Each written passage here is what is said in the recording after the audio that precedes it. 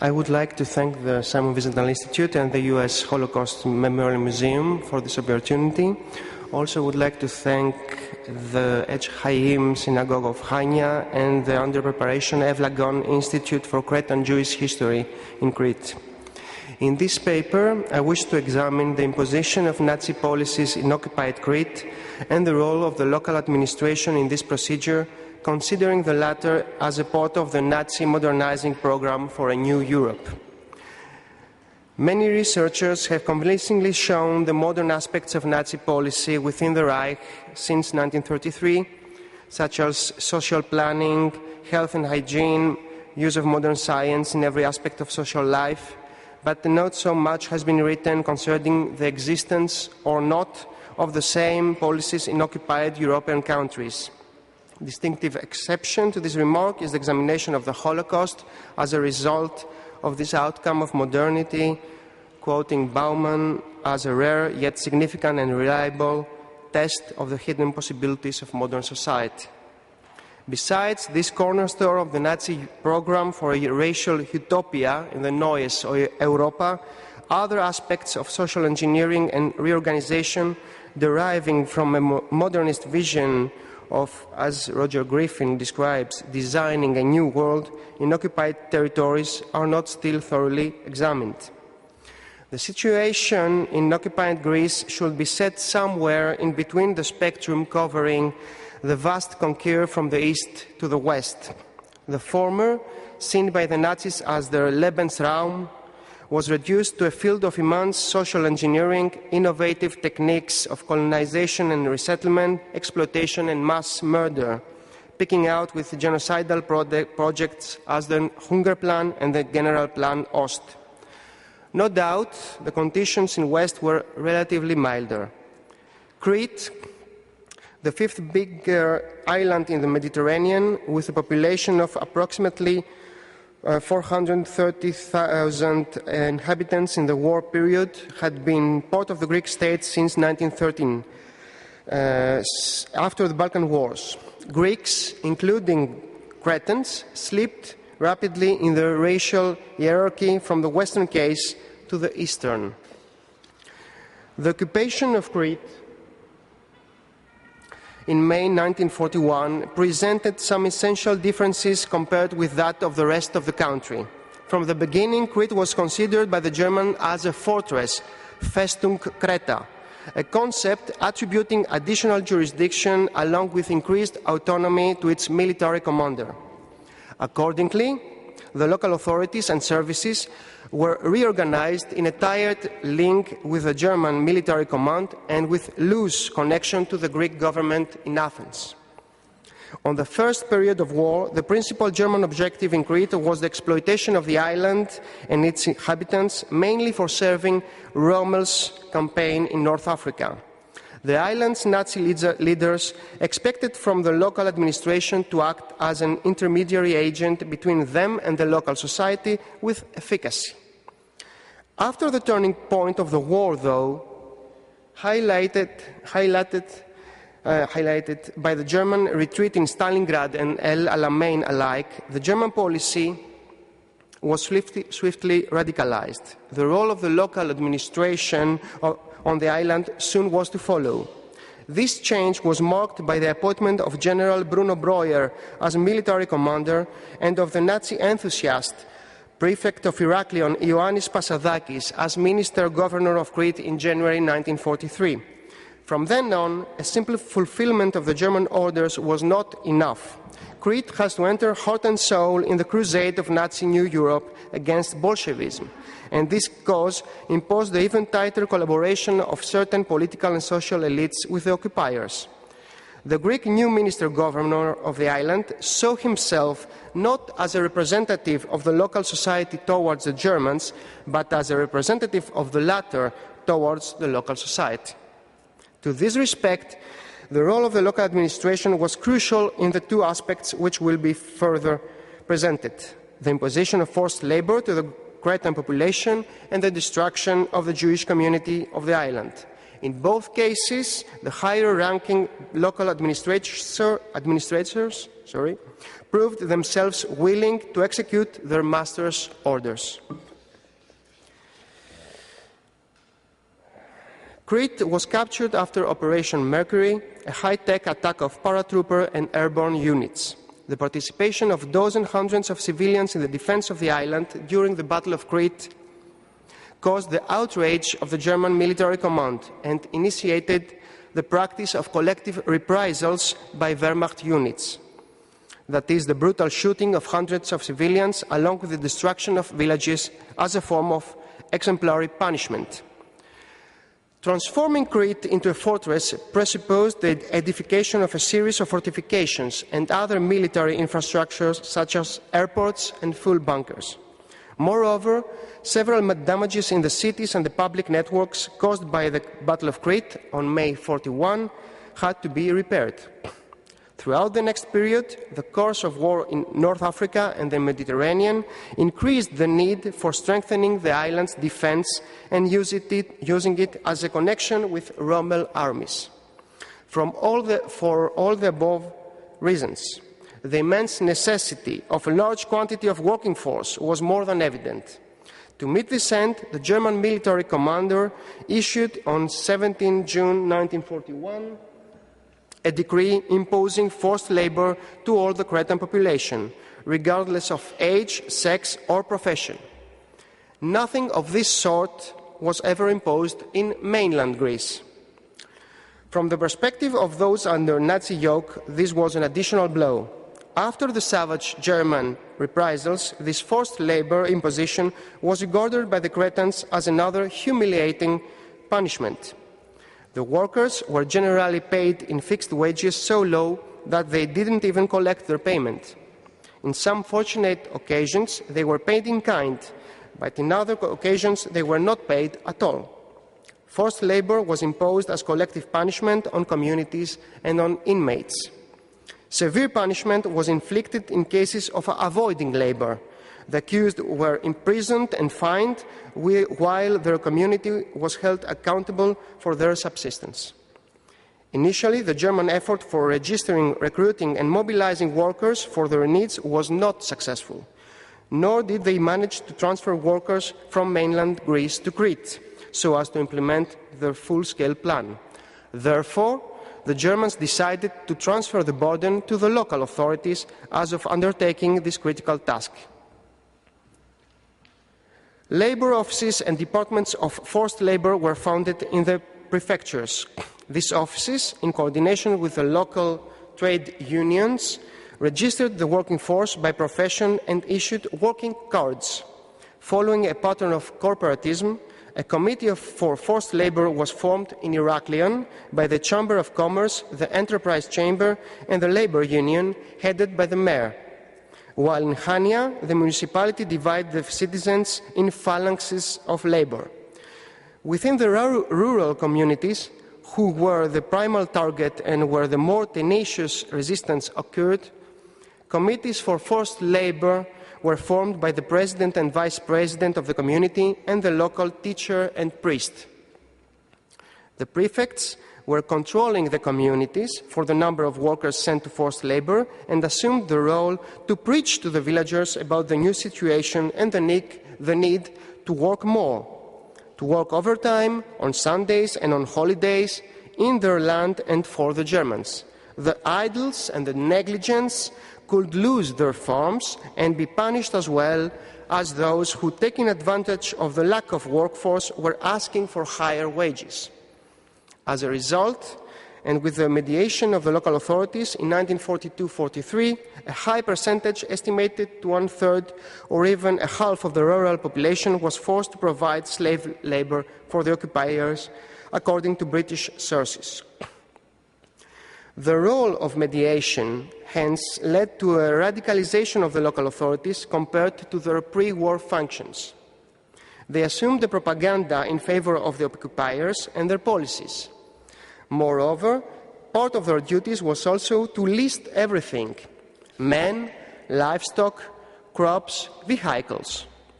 In one occasion, this meticulous listing had tremendously horrible consequences: the eradication of the long-standing Jewish community of the island. In Greece, the losses of the Jewish communities were some of the highest in Europe, bringing the percentage of the losses probably as high as 90%. In Crete, before the occupation, the declining community numbered only some 400 people. Since no Jewish presence existed after the war in Crete, but only sporadic information about survivors dispersed all over the world, we can argue that a complete destruction took place there. The Jewish community in Hana, along with some families in Heraklion, was one of the last still existing in occupied Greece, more than 1 year after the launching of the Holocaust with the destruction of the community of Thessaloniki. The collaboration of the local authorities in Greece from the beginning of the occupation was crucial for the registering of the community and more generally for the imposition of anti-Semitic measures ordered by the German military command. In early August 1941, the registering of, I quote, all persons of Jewish descent, regardless of religious faith, with a serial number, full name, profession, place, date of birth, address, and cause of presence in Crete, end quote, was ordered by the Germans. The mayor of Hana demanded this information from the rabbi of Hana community, and the latter handed a list of 314 members of this community. This registering was demanded also in February 1943, producing a new list. The Jewish stores in Hana and Heraklion were also listed, and a sign in yellow background had to be placed in each with a warning, "Jewish store forbidden to Germans." The medieval synagogue of the city, Beth Shalom, one of the two existing synagogues, not severely damaged by the bombardments during the Battle of Crete, was nonetheless demolished in September 1942. Like in the case of forced labor, the appointment of Yannis as Minister of Government of the island was a turning point. From then on, the local authorities would officially promote anti-Semitism. In an extremely urgent message of Pasadakis to the prefects of the island in February 1943, he suggested that the latter should order the creation of a committee of political enlightenment in each village. This committee, comprising the president of the community, the priest, the teacher, and 5 other distinguished members of the community, should gather the inhabitants and preach to them about, quote, the communist danger and Judaism, which allegedly hid behind Bolshevism, aiming to destroy the Christian faith and establish the universal Jewish state, end of quote. The roundup of the community took place on the evening of 21 May 1944. It was in the form of an order poorly translated in Greek, demanding from the deportees to take with them their identity papers, jewels, other valuable objects, bank documents, land property and business contracts, together with blankets, clothes and food for 8 days. The arrested Jews were imprisoned close to Hana until the 3rd of June, and the next day were transferred in Heraklion along with other prisoners. On 8 June 1944, the requisitioned commercial steamer Tanais left Crete for the mainland with its human cargo. On the morning of the next day, while sailing for Piraeus, it was torpedoed and sunk by a British submarine. The most probable number of the members of the Jewish community lost in the sea is 269 people. This tragedy brought the 2,000-year history of the Jews of Crete to a tragic end. Only last October, a monument was raised dedicated to the victims of the Tanais in Hana. Better late than never. What became of the Jewish properties in Greece is a story yet untold. In the last years, the historiography of the period has begun to connect the dots between the management of the Jewish properties and the phenomenon of collaboration. As Mark Mazauer puts it, quote, the abandoned properties had been turned into a gigantic financial racket, enriching collaborators and Germans alike, end of quote. In Hana, an initial plunder followed the abandoning of all the Jewish houses and stores on the evening of 21 May 1944. 6 days after the roundup, an order from the commander of Fortress Crete, dated 23 May, about the confiscation of the properties of the Jews, appeared in the local press. According to this order, the property of all Jews residing in Crete, regardless of their nationality, had been commandeered with effect from 20 May, 1 day before the roundup. Everyone in possession of Jewish property, every bank, service, authority, lawyer or notary managing such property had to declare it, as well as the Jewish enterprises. The local Kreiskommandatur took charge of these properties with effect from 20 May, and only it could give permission to manage Jewish properties. Those properties were to be handed over to the authority of the Greek state. The commandeering of the Jewish properties by the German army was thus retroactively legalized.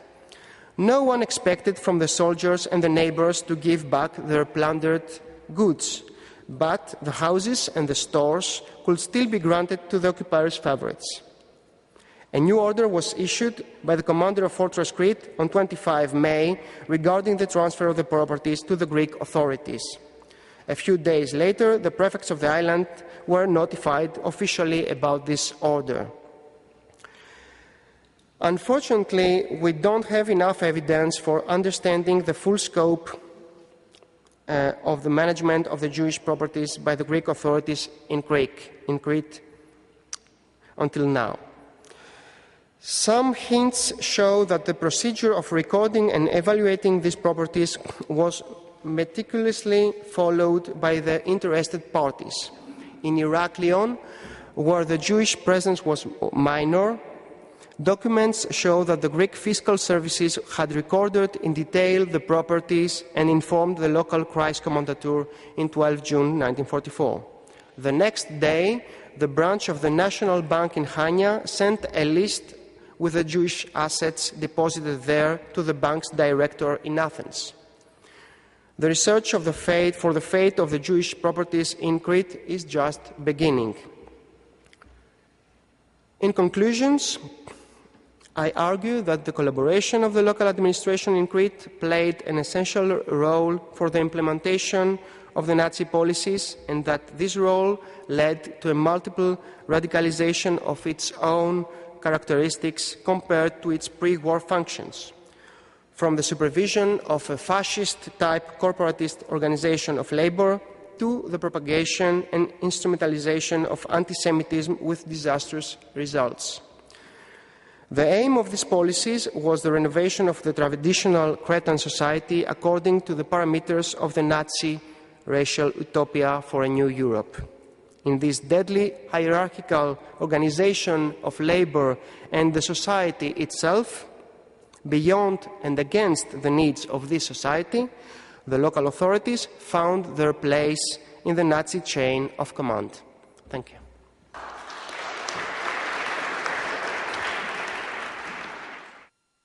Thank you very much.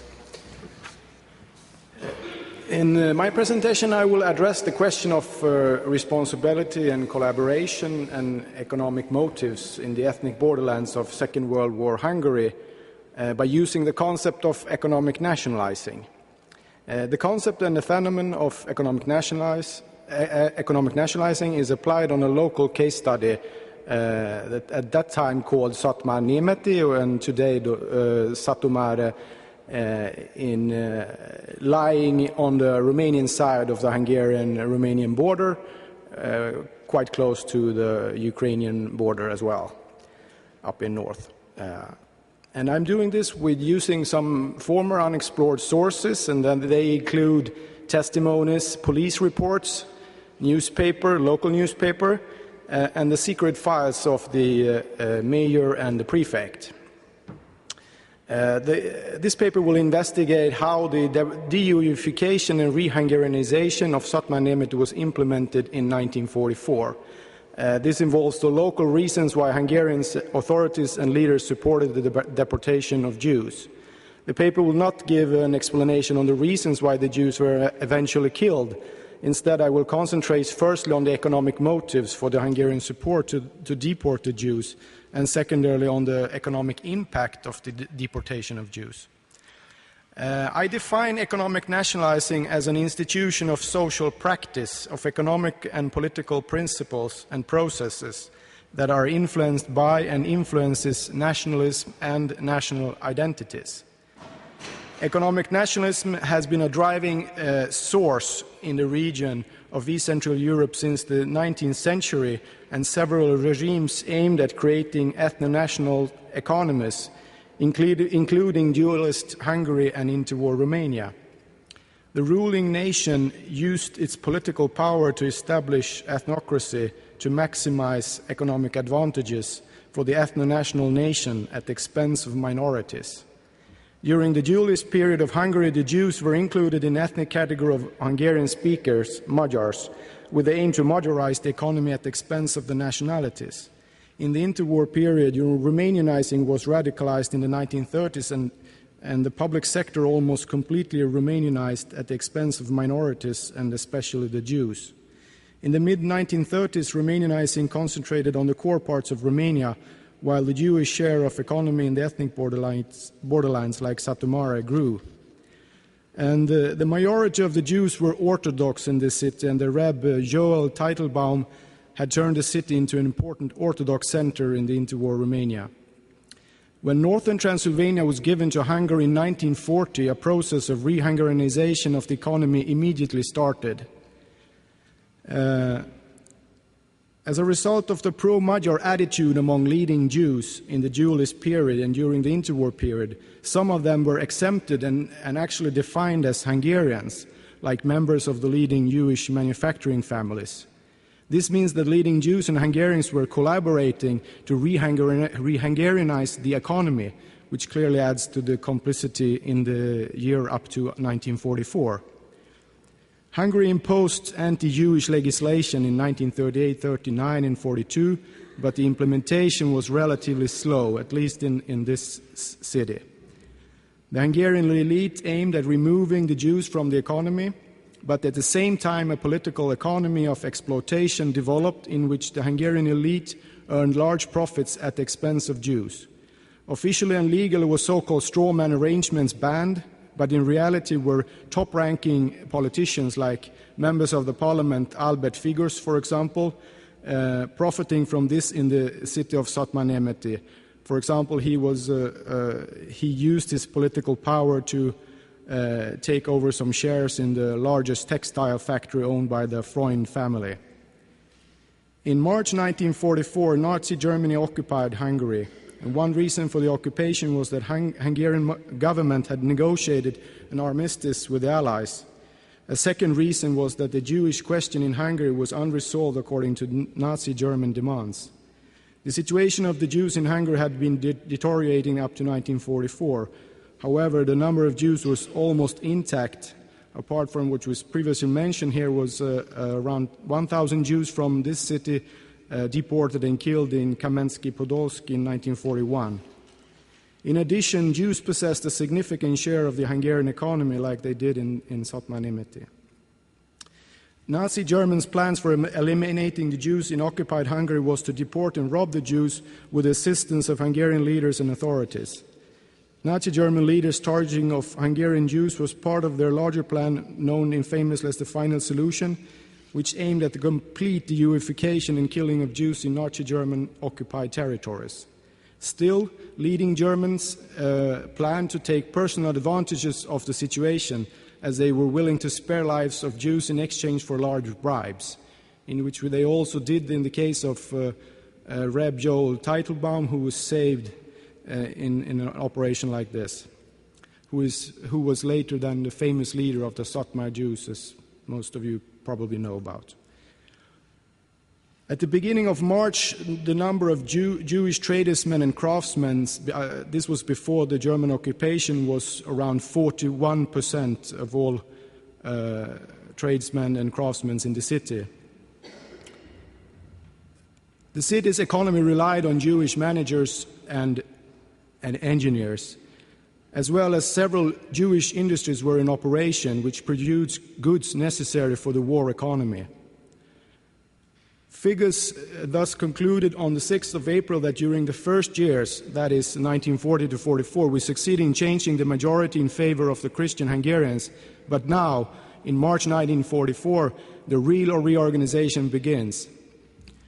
The Germans' plan for radical solution of the Jewish question received support among Hungarian leaders and authorities.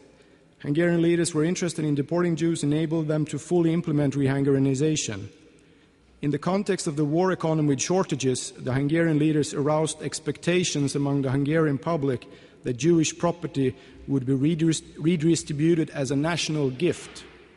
Expectations were high that this would be the salvation for the Hungarian economy. All Hungarians in Szatmárnémeti were not aware about the plan to kill the Jews, but we can assume that the leading Hungarians, including the mayor László Csóka, were informed about the destructive plans. Lower-ranking officials most probably understood that Jews would face harsh conditions, but we can assume that they were not given specific information about the final destination of the Jews. Still, they were willing to support the deportation of Jews as they expected to receive economic returns in the form of Jewish property. The official reasons for establishing so-called designated areas or ghettos were based on economic and security reasons. The security reasons were suspicious, as Jews in general were not organizing any armed resistance. In Szatmárnémeti, only 2 guns were found among city with around 13,000 Jews. The mayor issued a decree on the 17th of April that all Jewish shops, except food stores, should be closed. A special conference was held in Szatmárnémeti on the 26th of April for organizing the ghetto. During this conference, László Endre explained that the Jewification would be the salvation for the Hungarians. The newspaper, having Albert Figures as the main editor, explained that the governmental decree made it possible for the authorities to requisition Jewish houses. The motivation was because Jews are living in better houses than non-Jews. Jews were rounded up in the ghetto between the 3rd and the 6th of May. Jews from surrounding villages and cities were brought into the ghetto later. The rounding up of Jews were carried out by special units composed of civil servants, including local primary and secondary school teachers, gendarmes and policemen, which were under the authority of the mayor and operated under his jurisdiction. The newspaper reported that a new episode of the economic life of the city had started. This was after when the ghetto was established. Decrees had been announced on the 16th of April that the Jews had to declare their property, but after the establishment of the ghetto in the beginning of May, their property was seized. They had become Hungarian national property. However, the amount that has seized was surprisingly low, according to the newspaper article. And the reasons for this were the looting and robbing and all kinds of mechanism of exploitation operating at this time. The conclusion is that the concentration of Jews in the ghetto made it possible to re-Hungarianize the economy. Hungarian leaders used security and economic reasons for establishing the ghetto, but were primarily interested in seizing the property. The seizing of Jewish property was also planned to be the first step in a major social welfare program for the benefit of the Hungarian public. The Jewish property was stored and protected by the city's administration. On the 21st of May, the seized property of the Jews in the surrounding cities was transferred to Szatmárnémeti. The most valuable things were then further transported to Budapest. The new prefect announced in the local newspaper on the 9th of May that the seized Jewish property would be redistributed as social welfare. He promised to give textiles, clothes and shoes for the poor workers and their families. According to the local newspaper, the Jewish property gave the possibility to support the largest family, which was the Public Welfare Office, and this included 3,600 families with 11,600 beneficiaries. That is about 20% of the city's population. Requests. On 10th of May, the newspaper reported that the solving of the Jewish question solved the problem of the housing in a radical way. People in the city had already on the 9th of May started to submit requests to receive Jewish houses and flats. It was decided that public institutions should be given priority in the redistribution. The second priority was given to civil servants who did not have any place of their own. By mid-August, it was announced that around 3,600 families would receive houses or flats, and that already 1,800 had moved in. Still, the civil servants were disappointed, and they signed a petition regarding what they believed to be offense to redistribute to poor people, as they wrote that the work conducted by the civil servants has not been fully compensated. Requests came also from pensioners, war-disabled persons, refugees from southern Transylvania, priests, railway workers, journalists.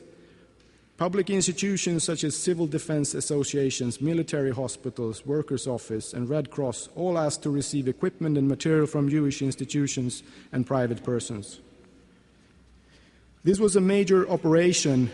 The problems in the industrial sector were similar to the commercial sector, as production was likewise disturbed. Transformation of the small industry succeeded in achieving de-Juification but failed in redistribution and re-Hungarianizing it. The cost of the de-Juification was high, and the burden was placed on society and the remaining Hungarians. The Hungarian elite gave priority to short-term exploitation and redistribution of available resources, which created disturbances in the general production and supply. The Hungarian government was delaying the redistribution of Jewish property. It took several months before they organized it all. It was only in June when a commissioner for Jewish property was appointed. At the beginning, the Hungarian government decreed that clothes would not be sold out as a part of social welfare program, but later this and other decrees were suspended. Distribution was given in the first place to soldiers, poor families, civil servants with many children. The redistribution aimed to provide social welfare and reward national merits. The delay of the redistribution maintained the Hungarian people's expectation of receiving a national gift. Still, this redistribution failed, and the reason for this is that not all of the property was seized, because Jews were hiding and transferring it or giving it away, and a lot of it was publicly looted. A second problem was that the seizure and the redistribution of property from 25% of the population, like the case of Szatmárnémeti, was a great administrative challenge, impossible to coordinate in such a short time. Redistribution and the major transformation of these values was connected to human capital, the know-how and institutional social network connected to Jews engaged in these jobs. I therefore argue that the failure of de-Juification was not due to the complicated political and economic context or the ineffective implementation of the policy, but rather the idea from the outset. Therefore, I argue that the relatively strong local support and lack of resistance against the Jewish deportation was driven by economic interests from the local Hungarian community, mainly its elite. Local Hungarians had economic interest in receiving the property that the Jews had to leave behind. Jews in the city trusted their leaders and remained, despite warnings and rumors about mass killings. The economy was totally re-Hungarianized in the summer of 1944 when the Jews were deported. However, the consequence for the Hungarian economy and society became totally paralyzed. The Hungarian leaders believed that the deportation of Jews and the redistribution of Jewish property would be the salvation of the Hungarian economy, but instead the Holocaust became a dead end of human and material losses for everyone.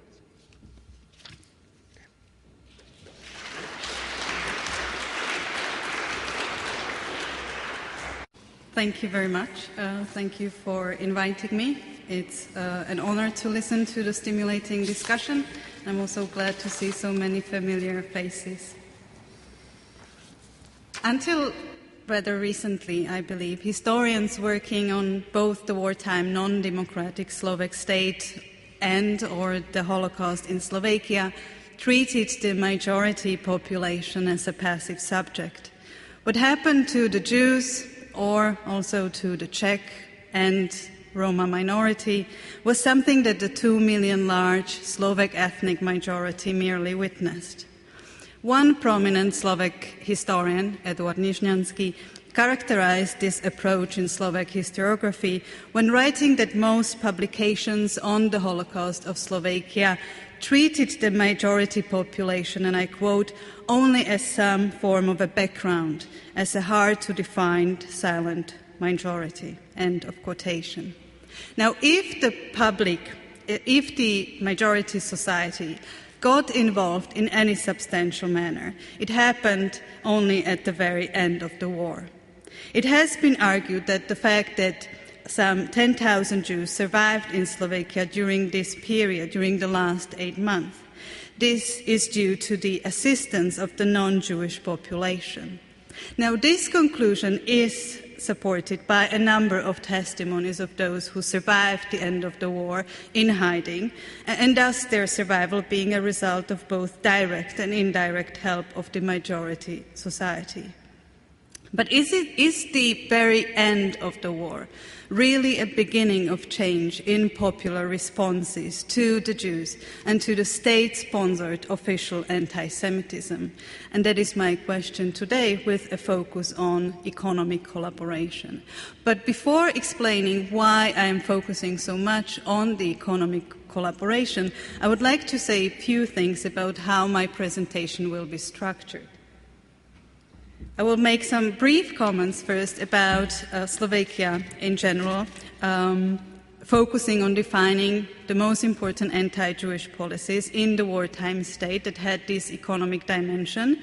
And then I will turn to the methodology and available sources, both to elaborate on the possibility to actually study popular responses in non-democratic settings, but also to show how post-war materials can help us shed light on the very end of the war, when actually wartime materials, including the situational reports that I have been working most, become increasingly silent. And in the final part, and I will turn my attention to these last 8 months, following the period after the suppression of the Slovak national uprising and the occupation of Slovakia, and reinvestigating the question whether the suppression of the uprising and the occupation are actually a beginning of a change. Now, why, I said at the beginning, is economic collaboration important? During the existence of the wartime Slovak state, official propaganda promoted the notion that the elimination of Jews from the economy, as the looting of Jewish property was euphemistically called, would be beneficial for the majority population. Numerous propaganda articles, leaflets and posters, as you see behind me, presented anti-Jewish measures as a necessary response of the government, adopted to right the wrongs that the Jews had been committing against the ethnic Slovaks for centuries. Now, I think it is important to stress that this benefit was not only immediate material enrichment.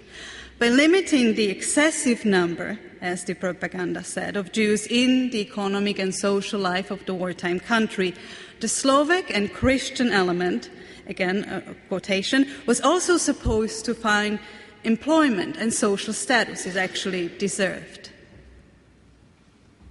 Now, this is another picture, a document from the US Holocaust Memorial Museum photo archives. And here you see a document ordering the Jewish proprietor Geza Elbert to immediately hire an unemployed member of the Hlinka Guard, which was a paramilitary organization of the only state-allowed official party. The population behind the official and often repeated promise to feed the Slovak population with Jewish and Czech belongings and social positions was political. As I argue in my presentation, by engaging the majority population in the sanctioned process of robbing the Jews, the government tied the population to the regime and increased its loyalty. The fact that official places counted with the support of those who actually enrich themselves in the collaboration can be also seen when looking at materials from the end of the war, after the suppression of the uprising, when district officials often criticize in their situational reports, that I will explain later, those who took money, enriched themselves, Aryanized, for not being there for the regime when the state actually needed them most.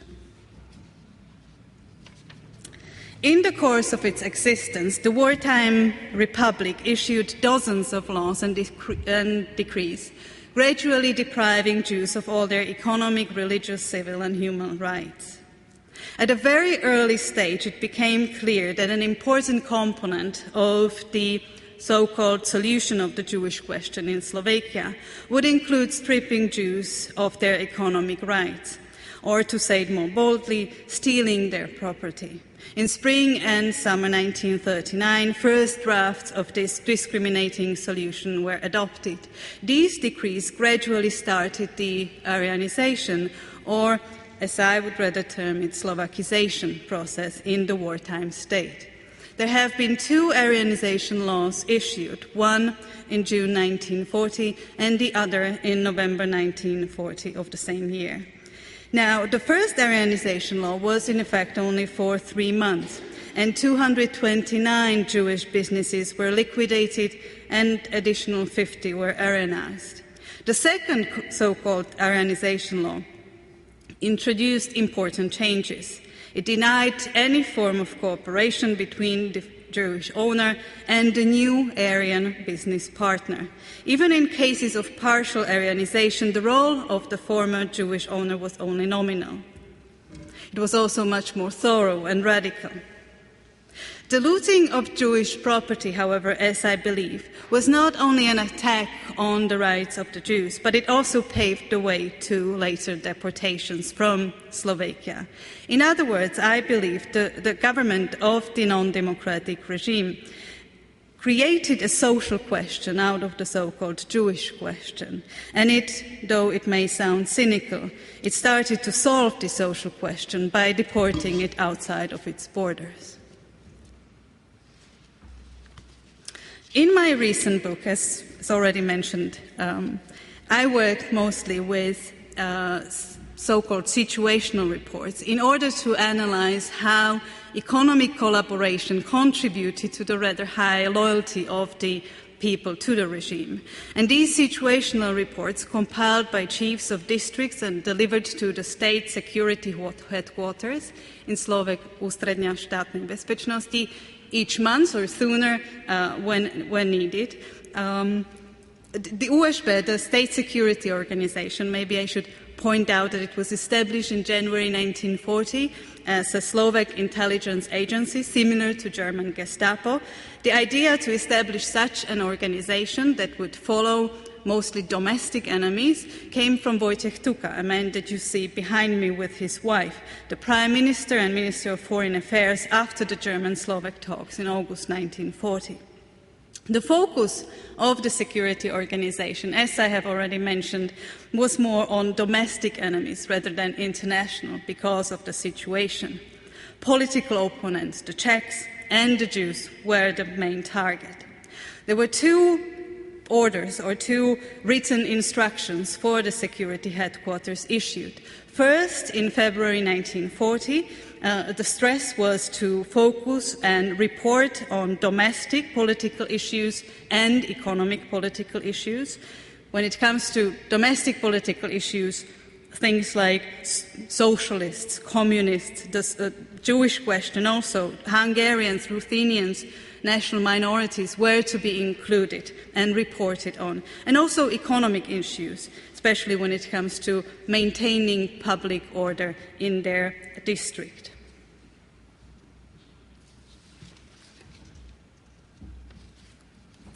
The situation, and I have already stressed, changed with the suppression of the Slovak national uprising. According to the propaganda, all those who took part in the uprising were Slovakia's enemies, especially the Bolsheviks, being mostly seen as the Czechs and the Jews. The USHB, the security organization, also received new competencies and orders. It was now subordinated to the Ministry of National Defense.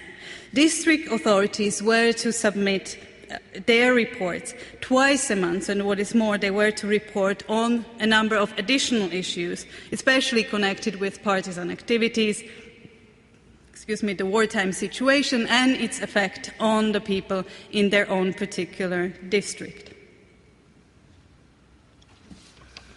Now, how did the majority population respond to the events between late 1944 and spring 1945? And how did these events influence mood and opinion towards the regime and also the Jewish question? Mostly fear, nervousness, political apathy is what we can read in these situational reports. This did not apply only to general population as such, who, according to these reports, lost interest in attending political gatherings, but also to local organizations of the Hlinka Party and the Hlinka Guard. Reports informed that, and I quote, previously politically exposed persons are not engaged in any activity. On the opposite, they avoid any political work. Or another quotation, the general situation is more or less unclear and a considerable part of the population behaves rather negatively, not displaying feelings in public under the influence of events occurring on the front and out of fear that the enemy offensive may engulf also this territory in a short time. Decline, end of quotation, decline in population loyalty to the state during this period is, I believe, a combination of two factors: the government's unfulfilled promises to feed the Slovak people with Jewish money and check social positions, and also the turnover on the Eastern Front. The capitulation of Italy further deepened anti-war sentiments present in the country.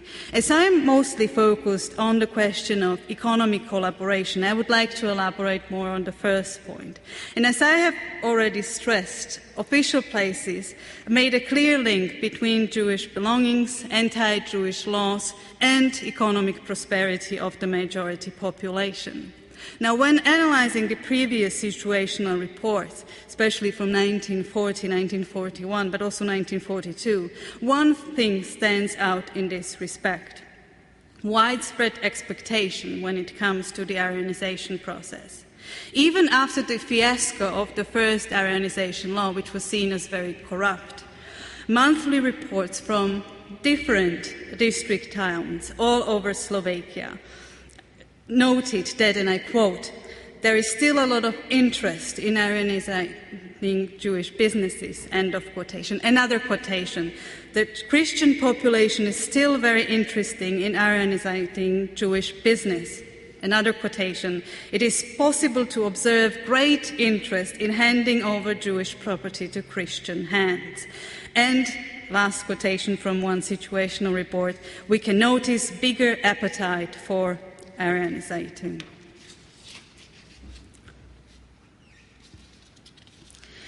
Now, it has been argued, and I mentioned it at the beginning, that the fact that 10,000 Jews managed to survive the last month in Slovakia at a time when the country was occupied by Germans could not have been possible without Gentile assistance. And some have even claimed that this is the beginning of a change, or that the moods and opinion significantly change during this period.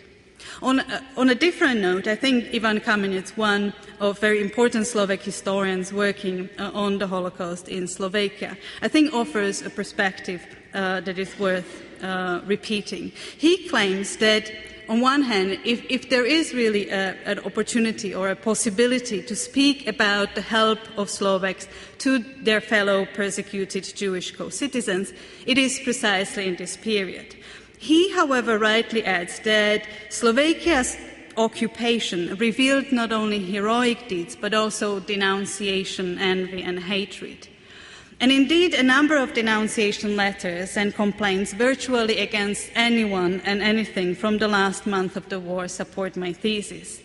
Moreover, post-war restitution document that I think can fill the gap when situational reports become so formal and sometimes even silent or non-existent, speak of a rather continuance or speak for a continuance rather than a transformation of popular responses to the official anti-Jewish policy of the state. Restitution hearings were a chance for the former Aryanizers to address the issue of their motivation for obtaining a business or a property owned by Jews. And they also allow us to see the process from a retrospective perspective. My preliminary conclusion of studying restitution materials from different district towns in Slovakia suggests that the efforts to get hold of Jewish properties, although at this point it was unsuccessful, continued well until 1945. What is more, following the suppression of the uprising, a number of Aryanizers calculated their alleged damages on their new properties and claimed or ordered to file for monetary compensations. The importance of this is when one takes into account that these Aryanized businesses were never actually paid, not only that it was something that was robbed, but they did not even, not in a single case, fully pay the price for the Aryanized business. Also, the materials of extraordinary people's courts existing in Slovakia between 1945 and 1947 suggest that the final month of the war activated last-minute efforts of some to quickly enrich themselves, for example, by looting apartments and houses of those deported in second deportation wave, stealing pieces of furniture, even things like kitchen dishes and personal belongings were taken away. To summarize this, official propaganda promised that the social and economic discrimination of Jews and Czechs who were forced out of the country would be advantageous for the majority population, both in terms of their financial position and social status. During the initial phase, the regime managed to enjoy a rather high loyalty and also political stability because of this. And the massive propaganda promised to feed the Slovak people with the property and social position of the Jews and other groups. The last 8 months, I believe, into the existence of the wartime state did not necessarily bring about a change in popular responses to the Jewish question. My position is that the threat of both individual and collective danger during this period rather sharpened already existing responses. To rephrase it, the German occupation did not only activate public efforts to save Jews from the second deportation wave, but also stimulated part of the population to quickly enrich themselves, or at least try to, while they still can. Thank you for your attention.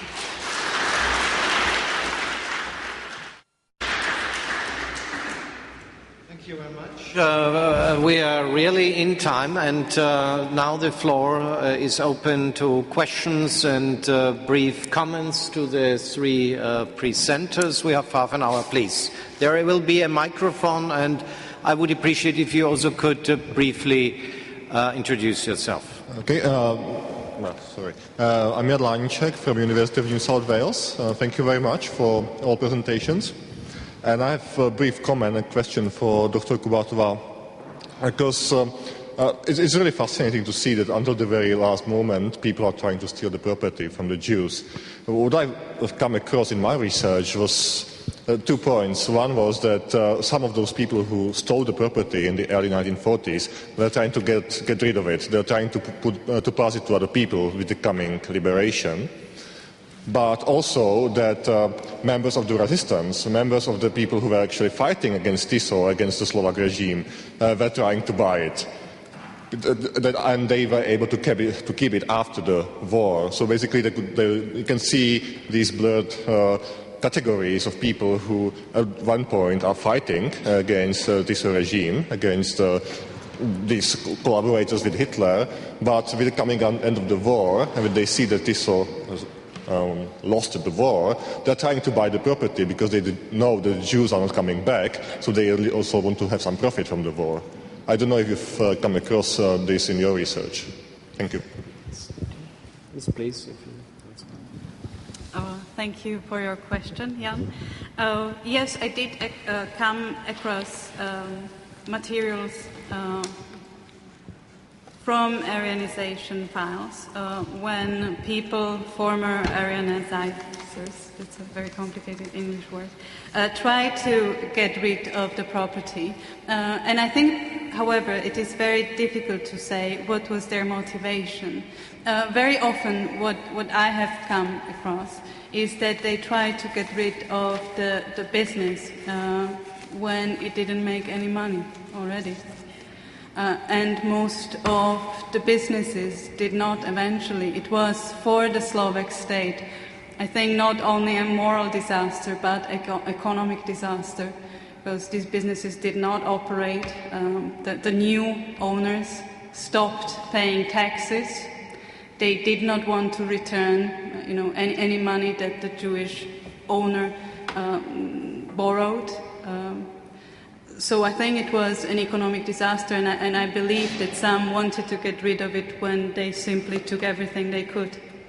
And regarding the second question, I tried in my research to do a micro-historic approach and focus on different district towns, both when there was quite a sizable Jewish minority, but also I tried to include district towns when there was very little Jewish minority and, for example, a very large Protestant majority.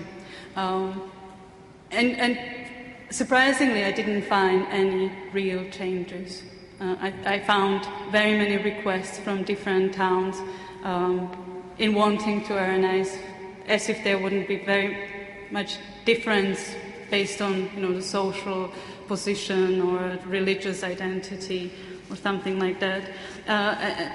But coming to the question of whether those who participated in the fighting, in the uprising, actually also collaborated, I think some did, and I think some joined the uprising to be able to loot some properties. And there is also evidence of that, that the partisans were not all good men fighting against a bad regime because of, their position on anti-Jewish laws or their negativity towards the non-democratic regime. I don't think so. I think there were many who joined because they, again, saw an opportunity and they wanted to make use of it. Thank you. Please. I have a question to Hana, actually following up on this, adding possibly maybe another layer of moral ambiguity. These are the 10,000 people who were assisted, rescued, helped directly, indirectly. And I wonder in your research how many of these cases might have involved also the explicit transfer of property, which is signed up orally or there is a contract, how this plays out into this whole complicated question of collaboration, complicity, possibly rescue tied all together. And a question to maybe all panelists in a way, who are the elites? I mean, I know nothing about Crete, and I'm very grateful for your paper, but who are the elites who think about Hungarian economic, social transformation, about modernization of Crete, professionally, politically? Where do they come from? And it, of course, goes for Slovakia as well. I start with what you said. If I understood you correctly, you asked about whether those who helped, whether they also participated to some extent. And I think that's a very important question, but a very difficult to answer, because there is also evidence, and also historical documents speak about so-called fictional transfers, when even the official places had indication that there was some kind of an agreement between the Jewish owner and the now Christian Slovak element who took part. So these cases existed, and it is very hard, especially when you then lose the files, what happened to the people and you don't know.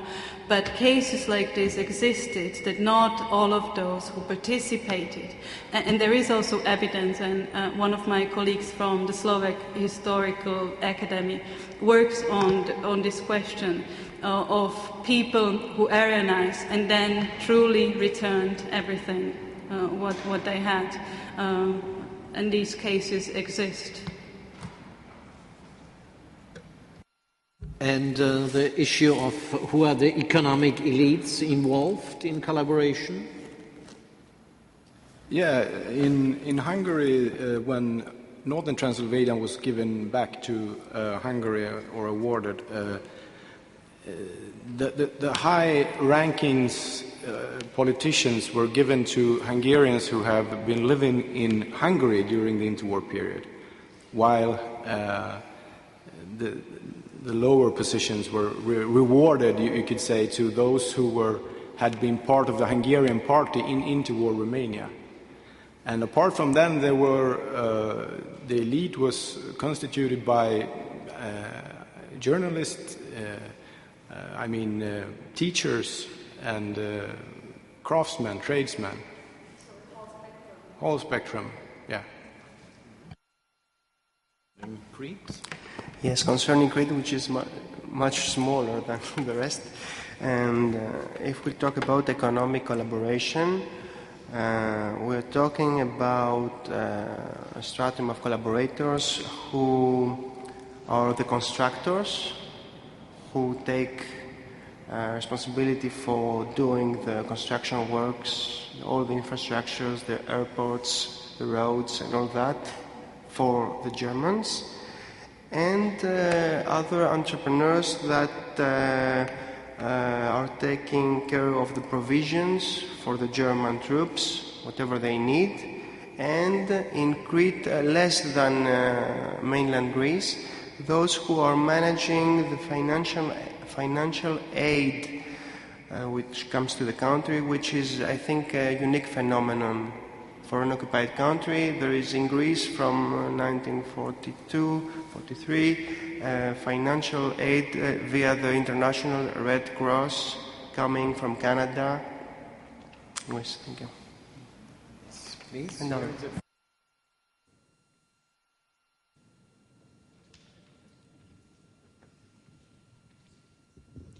Hi, thank you. I'm an art researcher and restitution advocate. I'm just going to ask each of you to let me know whether there were any records of confiscation with respect to your areas for art and paintings and Judaica, and if you know if there is a trail to be followed.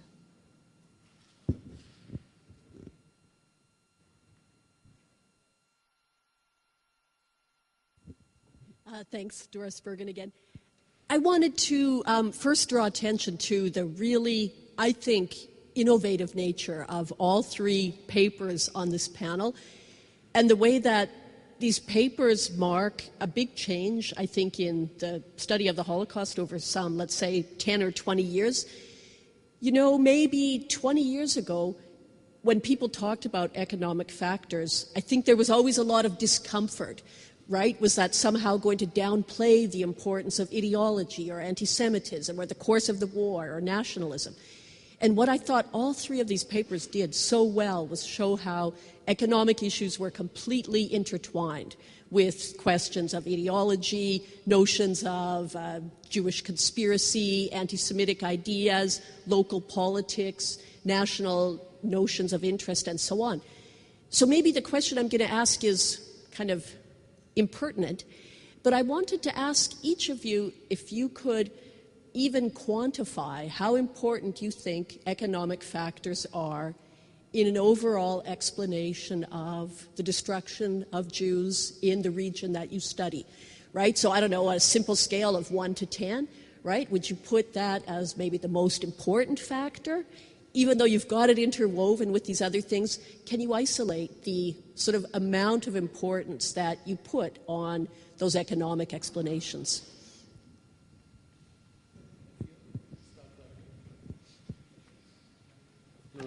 Yes, concerning the confiscation of paintings or other art loot, I don't have any evidence in Crete. There are some archives, some lists about the mainland Greece, but I'm not very familiar with that. As for the quantification, I would say 1. in Crete. That is not the case of Saloniki, which Maria Kavala presented us, or even other Jewish communities. I think the Jewish community in Crete, being one of the last in the country, was just caught up by the dynamic of the Holocaust. Yes, regarding records of confiscation, I haven't found anything, only reports in the newspapers that things were brought by train to Budapest. And I think these are the paintings that were later brought on the so-called gold train. So, yeah, that's... regarding the importance of economic factors, I think indeed they are really important. If you study the material which I found in this city, I found it amazingly, so strong impression from wherever I read. This was very striking for me, and it was much more important than I ever thought. And I would also like to say that even after the Second World War, when some Jews came back, this issue was continuously important, and several of the largest, the richest, wealthiest Jewish families, they were coming back with some representatives to claim back their factory and so on. So, and also they reinforced my image, but on a scale it's difficult to say. But I would say that the local motives for the local Hungarians, this was the top most interesting thing, to get rid of the Jews, to get their property. But of course, without the ideological background of the Holocaust, they had to be a combination, as you said. So difficult to quantify. Thanks. Yes, thank you for both questions. I did find some information on confiscations, and I believe in Slovakia much more properties in general were confiscated and businesses liquidated rather than Aryanized.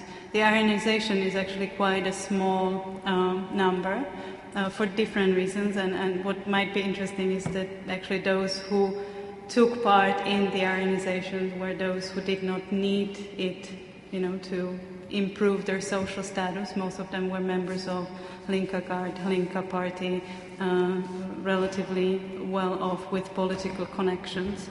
But many things were confiscated by the state, especially when it comes to important, valuable things, including art. I don't know about Judaica that much, but I know that things of maybe more administrative nature that belong to Jewish communities were mostly taken first by district officials themselves to use in their district offices, in schools, and only the few remaining things that the official places did not want, then they sold on auctions. So I would assume that there would be information in Central Security Economy Office on the issue that you mentioned, and I can also put you in contact with some Slovak historians who are, I think, very thorough in going case by case of the Aryanization files and confiscation files. Things connected. And when it comes to the importance of economic motives, I do believe that in Slovakia these were important. And you see in the materials how the official representatives have a hard time explaining to the general population things like National Socialism. In the late August 1940, when Slovakia adopted Slovak, sometimes termed Christian National Socialism, in these situational reports, the district town officials are quite upset because they feel that they have no idea how to explain it to the people. They say they don't understand the concept, they don't even know what it means. Some say that they are afraid that there is the term socialism, that they should not, like it because it would mean that they side with communists. And I believe that in Slovakia, it was the interest in money, the propaganda that promised them that they will receive properties, money, positions that they deserve, and that it is something that is not unchristian, that it is something that they ought to have, that it is, according to the Bible, that this should happen, as, it was sanctioned by the president priest, that it was the thing, I believe, that turned or twisted the indifference into the complicity in the Holocaust.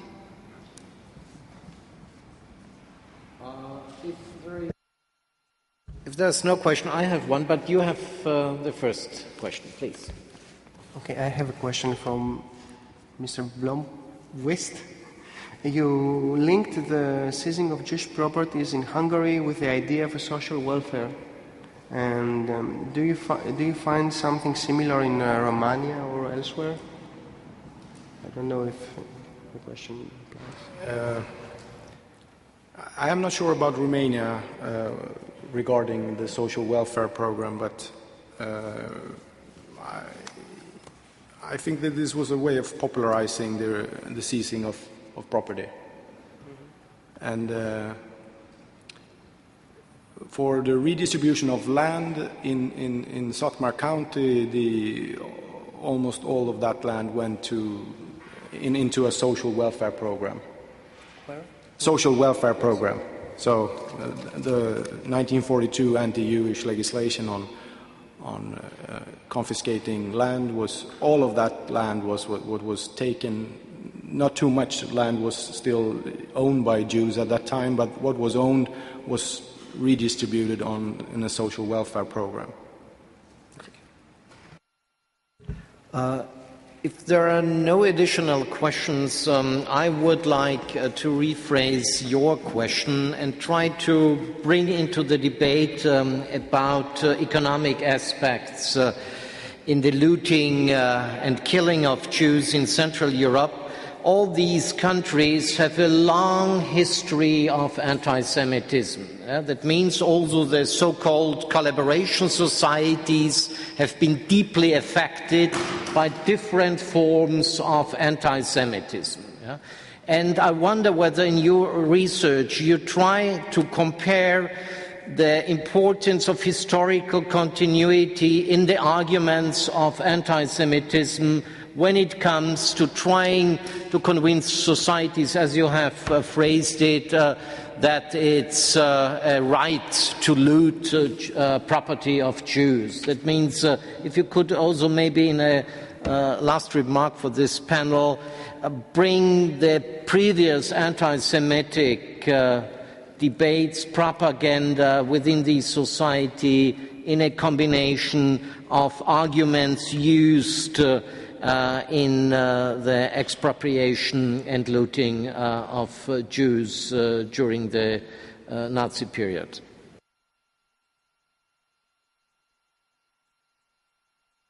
I'll start because it's another, I think Greece and especially Crete, it's another issue. I cannot say that there was a fierce anti-Semitism popular. It was rather a religious prejudice against the Jews, and that is why I tried to point out the role of the local administration in imposing from above instrumentalizing anti-Semitism with ways which are very similar. I saw in all the other countries. It was coming external. I don't want to say that the Cretan society was a paradise. They had it was incorporated in the Greek nation-state 20 years ago, before the occupation, and they had a long experience of exchange of populations and ousting out all the Muslim Cretans, which were almost 1/4 of the population. But not so. I cannot speak so much on anti-Semitism comparing with Central and Eastern Europe. Yeah. And Eastern Europe. Thank you. Okay. Thank you. About the historical continuity of anti-Semitism. As I mentioned before, the Jews were included in the ethnic category of Magyars in the dualist period. The Jewish question remained in informal way as part of society, but was more or less solved in political terms.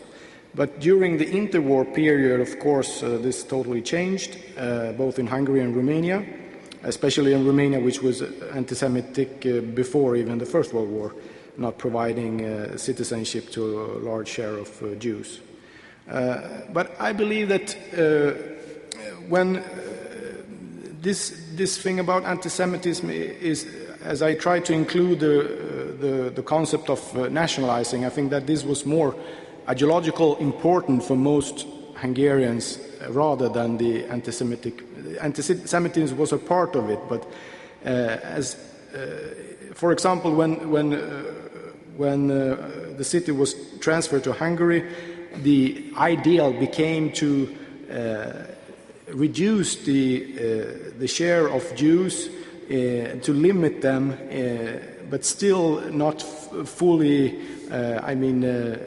deport them, or that was not what I believe the main political goal at that point. Even Horthy wrote in a famous letter to Teleki that he had been an anti-Semite for all his life, and he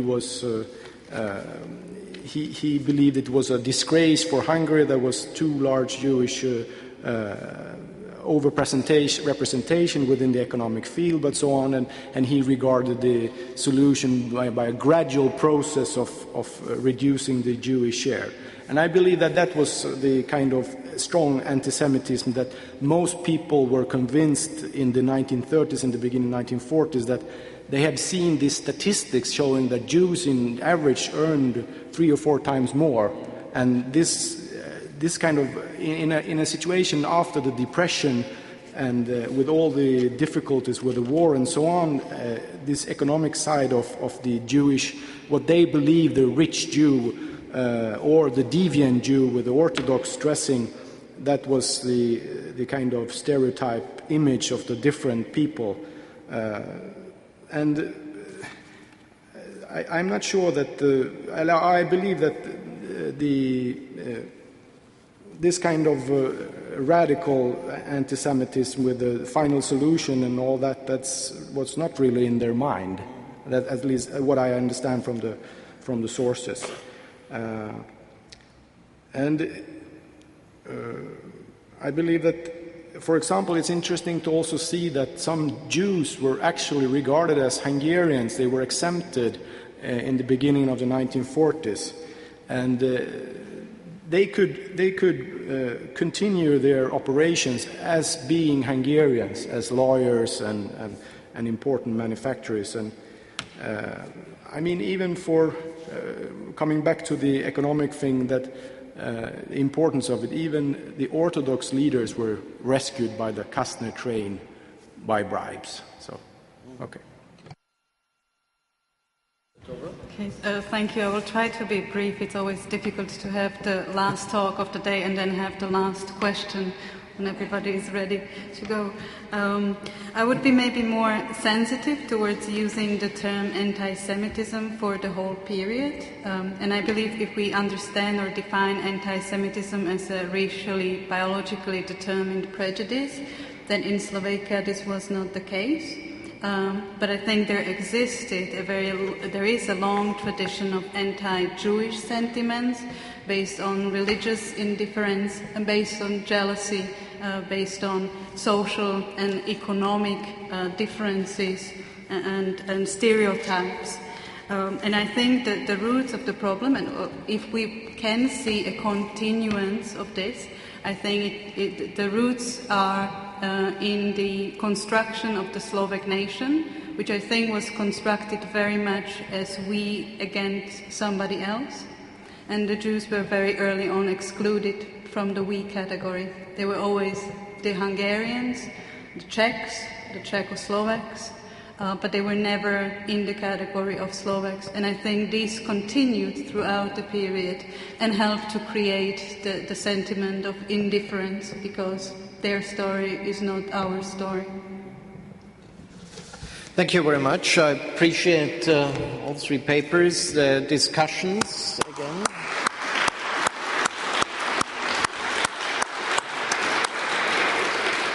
And now I have very brief bureaucratic announcements, since you're in the Ministry of Justice here. Please leave your headsets on the table. They will be collected afterwards. And you have the option to see a very interesting film, Pokloshi, Aftermath, at 6:30 in the Admiral Kino. The film is directed by Vladislav Pazikovsky, has English subtitles, and to get to the cinema, you take a bus here just across the Palais here on this side, the 48A, and stay on the bus until you reach Neustiftgasse, Kaiserstraße, and then you are there and can see the film. Thank you so much, and enjoy the email.